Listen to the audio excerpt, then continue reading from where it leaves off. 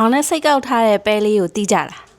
ဒီပဲနဲ့မယ်ကိုပြောလိုက်ရင်တော်တော်များများကပြန်ပြီးတော့မေးကြရပါတော့ဒီပဲကဘာပဲလဲဆိုပြီးတော့ဂျူလီယာတို့အညာမှာတော့မောင်မခေါ်ပဲလို့ခေါ်ပါတယ်အညာမှာတော့ပဲကတခါတည်းပေါ့နော်စိန်ပြီးသားညှစ်ပြီးသားတခါတည်းအသင်းချက်ရုံလေးရောင်းတယ်ပေါ့နော်ထိုင်းမှာတော့ဒီမောင်မခေါ်ပဲညှစ်ပြီးသားမရှိလို့ဂျူလီယာပဲဝယ်ပြီးတော့ကြတော့ရေးစိန်ပြီးတော့အညောင်းဖောက်ပါတယ်ဒီပဲလေးကတခြားပဲနဲ့မှမတူပဲစိမ့်လေးနဲ့နှက်ဆိုင်အရန်စားလို့ကောင်းတာမလို့ပေါ့နော်စားကြည့်ကြပါအောင်ပေါ့နော်ပဲညှစ်ပြီးသားအလွယ်တကူမရှိဘူးဆိုရင်လည်းကိုယ်တိုင်ဖောက်ပြီးရောစားလို့ရပါတယ်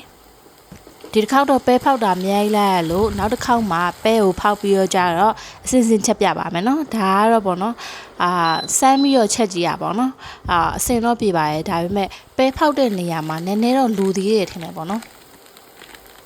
ဒီတစ်ခေါက်တော့ပဲဖောက်တာကတိတ်ပြီးတော့အစင်မပြေလို့ပေါ့နော်အရင်တော့အီလေးဖြစ်မသွားဘူးပေါ့နော်နောက်တစ်ခေါက်ပိုကောင်းအောင်ဖောက်ပြီးတော့ကြတော့အစအဆုံးပဲဖောက်တဲ့အစကနေပြီးတော့ကြတော့ဒီပဲချက်တဲ့အထိပေါ့နော်ကောင်းကောင်းလေးရိုက်ပြီးတော့ကြတော့ပြန်လာခဲ့ပါအောင်မယ်ဘိုင်ဘိုင်